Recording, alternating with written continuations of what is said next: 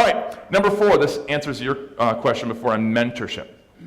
Okay, the goal is to have 5 kids mentoring, 5 adults mentoring a youth, a child in your church. So that's a big number to start off with. So go with 3.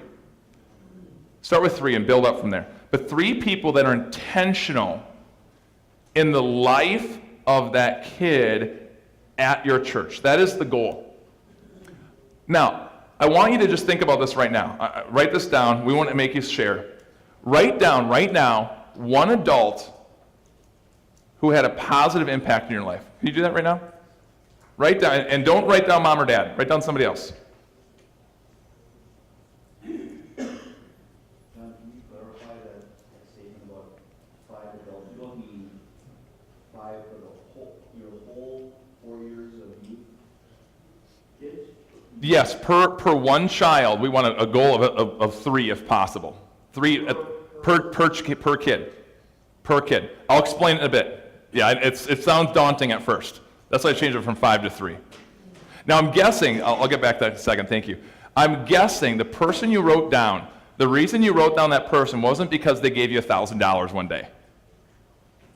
The reason I'm guessing you wrote down the person you wrote down is that person vested in you. They cared about you. And it wasn't that they took you out to eat constantly. It wasn't that they gave you money, but they saw you at church and they just looked at you and said, "How you doing?" It was someone who just took an interest in you, and it wasn't a huge interest. It wasn't a massive time commitment. You weren't spending hours together every week, but it was just someone who cared about you. When I did this workshop, the full workshop in Atlanta 2 weeks ago, and so I'm sitting there, we're doing this with the guys and gals that were there, and I had them write this down, and this one guy said, let's say his name was Tom, and Tom said the guy he wrote down was just a man at his church that when he was a kid just said, "Hey, when you ever have any problems or difficulties in your life, I want to be there for you. I want to take you out to coffee. I want to answer anything. You've got me. You've got a friend. You've got a resource. You use me when you want to, but I will always be here for you."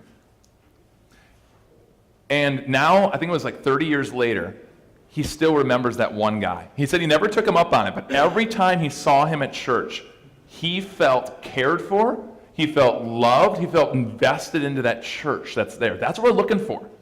People are just going to show some care and attention.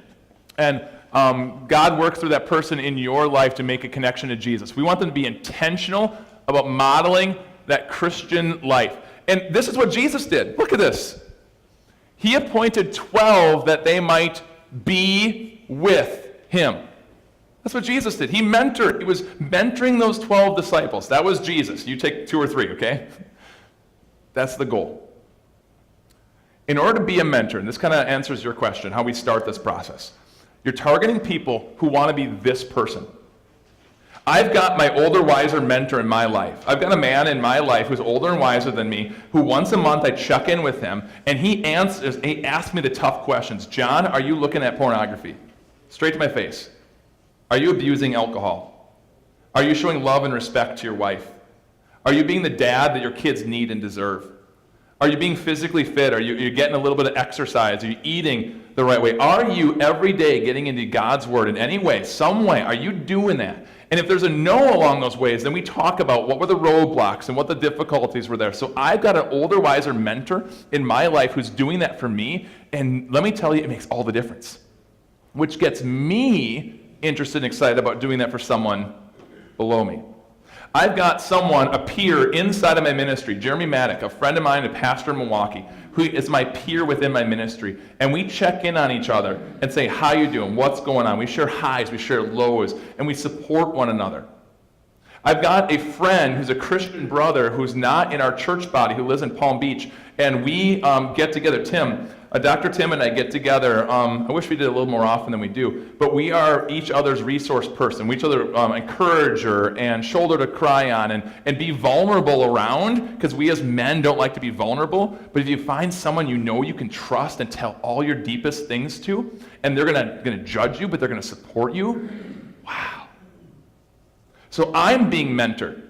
I'm being upheld by people either way. So now I've got people below me, youth below me, that I'm intentional about just checking in on them, texting them, trying to get to a game, and being connected to them. And let me tell you, when you're this person, you realize what that does for you, it moves you to try to mentor others. So you approach people by saying, hey, I want to do this great thing with you. This has been cool to me. I think this would be great for you. Have them feel how great that feels. And then, can you help me with these 3 kids? And give one person 3 kids.